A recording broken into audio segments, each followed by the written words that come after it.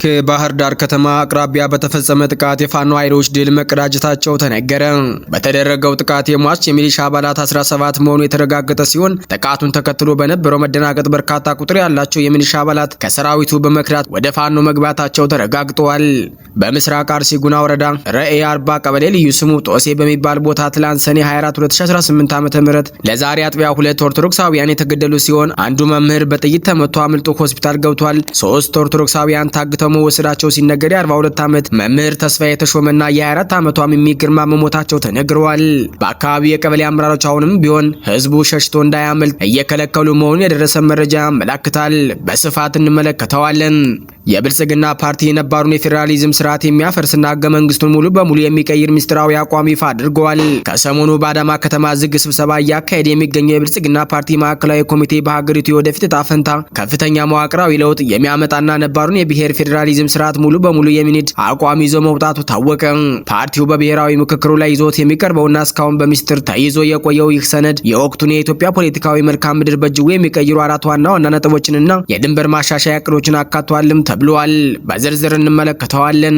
ለምክክር ኮሚሽኑ አጀንዳ ያስመዘገቡ የወለጋ አማራ ወኪሎች መታሰራቸው ተገለጠ። በብሔራዊ ምክክር ኮሚሽኑ ቢሮ በመገኘት ስለ ወለጋ አማራ የማንነትና የአስተዳደር ውክልና ጉዳይ አጀንዳ ያስመዘገቡት የወለጋ አማራ ማንነት አስከባሪ ኮሚቴ አመራሮች በቁጥጥር ስር ውለው እንደሚገኙ ታውቋል። ወደ ውጭ ዜና ስናልፍ የቦኮ ሐራም ክንፍ በናይጄሪያ እንደከዚህ ቀደሙ ከትምህርት ቤት ተማሪዎችን አፍኖ መውሰዱ ተገለጸ። በሰሜን ምስራቅ ናይጄሪያ የታጠቁ አማጽያን በአንድ ሁለተኛ ደረጃ ትምህርት ቤት ላይ በፈጸሙት ድንገተኛ ጥቃት በትንሹ 37 ተማሪዎች የታገቱ ሲሆን አሁንም ድረስ የት እንዳሉ እንደማይታወቅ የአካባቢው ባለስልጣናት ገለጹ። ሰላም ጤና ይስጥልኝ የተከበራችሁ የሚዲያችን አድማጭ ተመልካቾች፣ አብራችሁ ስትቆዩ እነዚህንና ሌሎቹን ዝርዝር መረጃዎች በስፋት ታደምጣላችሁ። ቻናሉን ሰብስክራይብ፣ ላይክ፣ ሼር በማድረግ አብራችሁን ቆዩ። ከባህር ዳር ከተማ አቅራቢያ በተፈጸመ ጥቃት የፋኖ ኃይሎች ድል መቀዳጀታቸው ተነገረ። ከባህር ዳር ከተማ አቅራቢያ በሚገኙ አካባቢዎች በተሰነዘረ ጥቃት የፋኖ ኃይሎች አመርቂ ድል መቀዳጀታቸውን ምንጮች ገለጹ። በተወሰደው የደፈጣ ጥቃት ተከትሎ በነበረው የኃይል ሚዛን ላይ ከፍተኛ መዋዠቅ መታየቱም ታውቋል። ከስፍራው ከሚወጡ መረጃዎች መረዳት እንደተቻለው ለልዩ ተልዕኮ ወደ ቅንባባ ባህር ዳር ተሰማርተው የነበሩ የጸጥታ ኃይሎች ሚሊሻዎች ላይ ያነጣጠረ ድንገተኛ ጥቃት ተሰንዝረዋል። የሞቱ ሚሊሻዎች ቁጥር 17 መሆኑ የተረጋገጠ ሲሆን ጥቃቱን ተከትሎ በነበረው መደናገጥ በርካታ ቁጥር ያላቸው የሚሊሻ አባላት ከሰራዊቱ በመክዳት ወደ ፋኖ መቀላቀላቸው ተነግሯል። ይህ በቅንባባ ዙሪያ የተመዘገበው ወታደራዊ ስኬትና የኃይል መሸርሸር ከአካባቢው ላይ ያለውን የጸጥታ ሁኔታ ይበልጥ ወደ አዲስ ምዕራፍ ሊያሸጋግረው እንደሚችል የፖለቲካና የወታደራዊ ጉዳዮች ታዛቢዎች እየገለጹም ይገኛሉ። ለምክክር ኮሚሽኑ አጀንዳ ያስመዘገቡ የወለጋ አማራ ወኪሎች መታሰራቸው ተገለጸ። በብሔራዊ የምክክር ኮሚሽኑ ቢሮ በመገኘት ስለ ወለጋ አማራ የማንነትና የአስተዳደር ውክልና ጉዳይ አጀንዳ ያስመዘገቡት የወለጋ አማራ ማንነት አስከባሪ ኮሚቴ አመራሮች በቁጥጥር ስር ውለው እንደሚገኙ ታውቋል። በቁጥጥር ስር የዋሉት የኮሚቴ ከፍተኛ አመራሮች መካከልም የኮሚቴው ሊቀመንበር አቶ አስናቀ ጌትነትና የኮሚቴው ጸሐፊ አቶ በሪውን ነጋ ይገኙበታል። አመራሮቹ በቁጥጥር ስር ከዋሉ 2 ወራት ያስቆጠሩ ሲሆን በአሁኑ ወቅትም በሜክሲኮ በሚገኘው የፌዴራል ፖሊስ ጣቢያ እንደሚገኙ ታውቋል።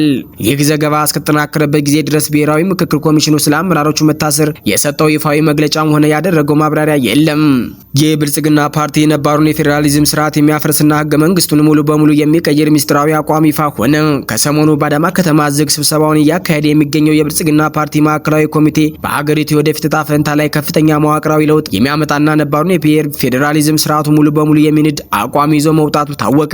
ፓርቲው በብሔራዊ ምክክሩ ላይ ይዞት የሚቀርበውና እስካሁን በሚስጥር ተይዞ የቆየው ይህ ሰነድ የወቅቱን የኢትዮጵያ ፖለቲካዊ መልካም ምድር በእጅጉ የሚቀይር አራት ዋና ነጥቦችንና የድንበር ማሻሻያ እቅዶችን አካቷል። አንደኛ፣ የብሔር ፌዴራሊዝምን ማክተምና የአንቀጽ 39 መሻር። ማዕከላዊ ኮሚቴው ካጸደቃቸው መሰረታዊ አቋሞች መካከል ቀዳሚው አሁን ላይ ያለው በብሔር ላይ የተመሰረተ የፌዴራሊዝምን ስርዓት ፈርሶ ክልሎች በጂኦግራፊያዊ አቀማመጥና በኢኮኖሚ ትስስር መሰረት እንደገና እንዲዋቀሩ የሚለው ነው። ይህ ውሳኔ የብሔረሰቦችን የራስን ዕድል በራስ የመወሰን እስከ መገንጠል መብት የሚያረጋግጠውን ዝነኛውን የህገ መንግስቱን አንቀጽ 39 ሙሉ በሙሉ የሚያፈርስና የሚለውጥ ነው። ሁለተኛ፣ የአዲስ አበባና ድሬዳዋ አዲስ መዋቅር ጉዳይ ሲሆን እስካሁን የፌዴራል መንግስቱ ተጠሪና ራሳቸውን የቻሉ አስተዳደሮች የነበሩት አዲስ አበባና ድሬዳዋ ከዚህ በኋላ የማንኛውም ክልል ጥገኝነት ሳይኖርባቸው ሙሉ መብት ያላቸው ራሳቸውን የቻሉ ክልሎች እንዲሆኑ አቋም ተይዘዋል። ይህ ውሳኔ በተለይም ከአንቀጽ 49 እና ከአዲስ አበባ ልዩ ጥቅም ጥያቄ ጋር በተያያዘ በኦሮሞ ፖለቲከኞች ዘንድ ከፍተኛ ክርክር ሊያስነሳ እንደሚችል ይገመታል ነው የተባለው። ሶስተኛ፣ የመሬት የግል ባለቤትነት መፈቀድ አንዱ ሲሆን በህገ መንግስቱ አንቀጽ 40 ላይ መሬት የህዝብና የመንግስት ነው በሚል የተቀመጠውና ላለፉት 3 አስርተ ዓመታት የሀገሪቱ የኢኮኖሚ ምሰሶ ሆኖ የቆየው መመሪያ እንዲቀርም ተወስኗል። በአዲሱ አቋም መሰረት መሬት የግል ንብረት እንዲሆን የሚፈቅድ ማሻሻያ እንዲደረግ ስምምነት ላይ ተደርሷል። አራተኛ፣ ከፓርላማ ከተቋማዊ ወደ ከፊል ፕሬዝዳንታዊ ስርዓት ያገዛዙ የአስተዳደር መዋቅርም ስር ነቀል ለውጥ ይደረግበታልም ተብሏል። በዚህም መሰረት የጠቅላይ ሚኒስትሩ የስልጣን ዘመንና መዋቅር ይፈርሳል።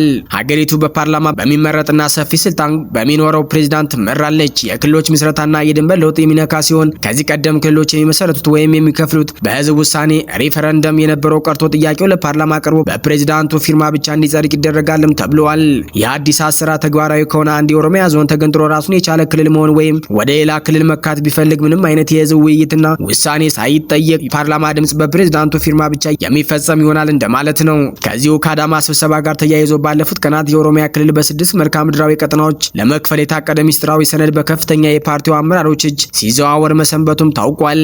የፖለቲካ ታዛቢዎቹ እንደሚሉት ይህ የኦሮሚያ ክልል የመከፋፈል እቅድ እንዲሁም በአጋጣሚ የመጣ ሳይሆን አሁን ያለው የብሔር ፌዴራሊዝም ስርዓት ሙሉ በሙሉ ለማፍረስና አዲሱን ጂኦግራፊያዊ መዋቅር ተግባራዊ ለማድረግ የተዘረጋ የቅድመ ሁኔታ ማመቻቻ እርምጃ ነው። ይህ የአገዛዙ የውስጥ ሚስጥራዊ አቋም በብሔራዊ ምክክሩ መድረክ ላይ ሲቀርብ በሀገሪቱ ፖለቲካ ላይ ከፍተኛ የመናወጥ ማዕበል እንደሚያስነሳ ይጠበቃል። በተለይም የፌዴራሊዝሙ ስርዓት የህልውናቸው መሰረት አድርገው በሚመለከቱ የብሔረሰብ ኃይሎችና የለውጥ ፈላጊው ብልጽግና መካከል ያለውን ፍጥጫ ወደ ከረረ ደረጃ ሊያሸጋግረው እንደሚችል ስጋቶች እየተደመጡ ነው። ይህ ሁሉንም ነገሮች የመቀየርና በፕሬዝዳንታዊ ብቻ ሀገሪቱን ለመያዝ የታለመበት ሂደት አብይ አህመድ ሁሉ በእጀ ሁሉ በደጀ ብለው ያሻቸው እንዲፈጽሙ እንዲረዳቸው የታሰበበት ሂደት ነው።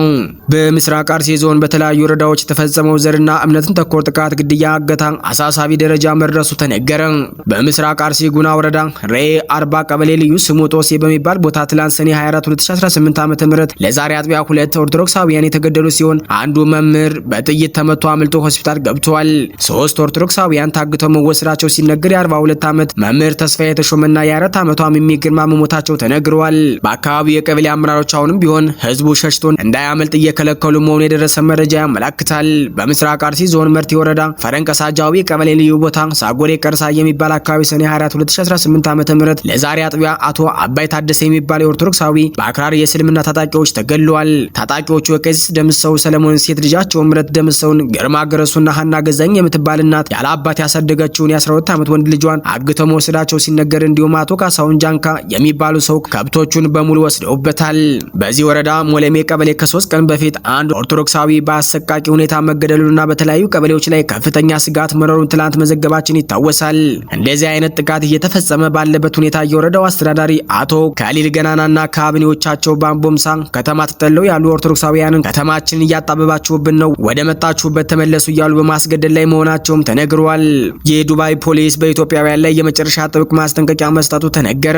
በተባበሩት አረብ ኤሚሬትስ የሚኖሩ ኢትዮጵያውያን በዲጂታል መድረኮች ላይ በሚያደርጓቸው እንቅስቃሴዎች ላይ ጥንቃቄ እንዲያደርጉ የዱባይ ፖሊስና የኢትዮጵያ ቆንስላ ጽሕፈት ቤት ጥብቅ ማስጠንቀቂያ አስተላልፈዋል። ይህ ማስጠንቀቂያ የተሰጠበት በትውልደ ኢትዮጵያውያን መካከል በማህበራዊ ሚዲያ ላይ እየተደረጉ ያሉ አንዳንድ ህገወጥ ድርጊቶችን ለመከላከል ነው። የዱባይ ፖሊስና የኢትዮጵያ ቆንስላ ጽሕፈት ቤት በጋራ ባዘጋጁት መድረክ እንደተገለጸው በአረብ ኤሚሬቶች የሳይበር ወንጀል ህግ መሰረት የሚከተሉ ድርጊቶች ከፍተኛ ቅጣት እንደሚያስከትሉ ተገልጸዋል።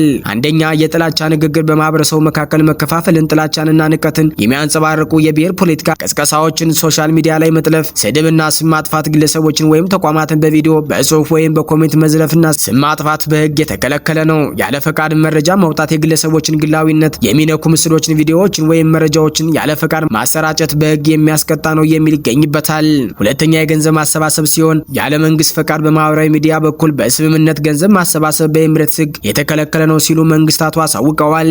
ወደ ውጭ ዜናችን ስናልፍ የቦኮ ሐራም ክንፍ በናይጄሪያ እንደ ከዚህ ቀደሙ ከትምህርት ቤት ተማሪዎችን አፍኖ መውሰዱ ተገለጸ። በሰሜን ምስራቅ ናይጄሪያ የታጠቁ አማጽያን በአንድ ሁለተኛ ደረጃ ትምህርት ቤት ላይ በፈጸሙት ድንገተኛ ጥቃት በትንሹ 37 ተማሪዎች የታገቱ ሲሆን አሁንም ድረስ የት እንዳሉ እንደማይታወቅ የአካባቢው ባለስልጣናት ገለጹ። ናይጄሪያ የተማሪዎች እገታ በተለይም ሴቶች ላይ በተደጋጋሚ የሚከሰትባት እየሆነች መጣለች። ጥቃቱ የተፈጸመው በትላንትናው ዕለት በቦርኖ ግዛት ላሳ በተባለች ከተማ በሚገኘው ሁለተኛ ደረጃ ትምህርት ቤት ውስጥ ተማሪዎች ፈተና እየተፈተኑ በነበረበት ወቅት መሆኑም ተገልጿል። ጥቃቱን ፈጻሚው ራሱን የእስላማዊ መንግስት የምዕራብ አፍሪካ ክፍለ ሀገር ብሎ የሚጠራው የሽብር ቡድኑ አባላት መሆናቸውን የሀገሪቱ ባለስልጣናት አስታውቀዋል። በወቅቱ በነበረው የተኩስ ልውውጥ አንድ ወታደርና አንድ መምህርን ጨምሮ ቢያንስ 3 ሰዎች መገደላቸው የታወቀ ሲሆን ወታደራዊ ኃይሉ መጀመሪያ ላይ 10 ተማሪዎችን ማዳን መቻሉንና የጠፋው አንድ ተማሪ ብቻ እንደሆነ ገልጾ የነበረ ቢሆንም ቆይቶ የወጣው መረጃ ግን የጠፉ ተማሪዎች ቁጥር ከፍተኛ መሆኑን አሳይቷል ሲል አልጀዚራ አጃን ፍራንስ ፕሬስን ዋቢ አድርጎ ዘግቧል። የቦርኖ ግዛት የትምህርት ኮሚሽነር ለዋን አባ ዋኬልቤ በሰጡት መግለጫ በአሁኑ ወቅት 25 ሴት ተማሪዎች፣ 11 ወንድ ተማሪዎችና አንድ ትምህርት ቤቱ ሰራተኛ አሁንም በአማጽያን እጅ እንደሚገኙ አረጋግጧል።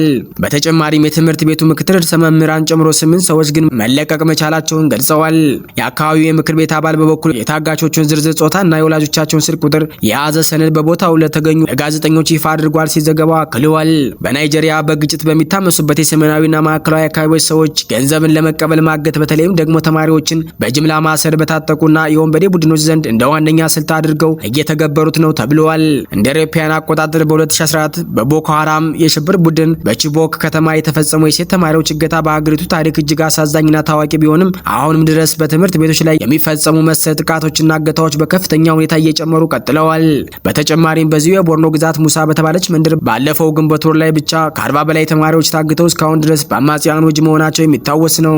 ናይጄሪያ እንደ አውሮፓውያን አቆጣጠር ከ2009 ጀምሮ በሰሜን ምስራቅ አካባቢው ከተቀሰቀሰ ታጣቂ አማጺ ቡድን ጋር ከፍተኛ ውጊያ እያደረገች እንደምትገኝ፣ ባለፉት ዓመታት ደግሞ ጥቃቶቹ ቀነስ ብለው የነበረ ቢሆንም ካለፈው ዓመት ወዲህ ግን እንደገና እያገረሹ መምጣታቸውን ተንታኞች ያነሳሉ። የተከበራችሁ ውድ አድማጭ ተመልካቾቻችን የዕለቱ አበይት ዜናዎች እስካሁኖቹ ነበሩ። በሌላ የዜና ሰዓት እስከምንገናኝ ጤና ይስጥልኝ።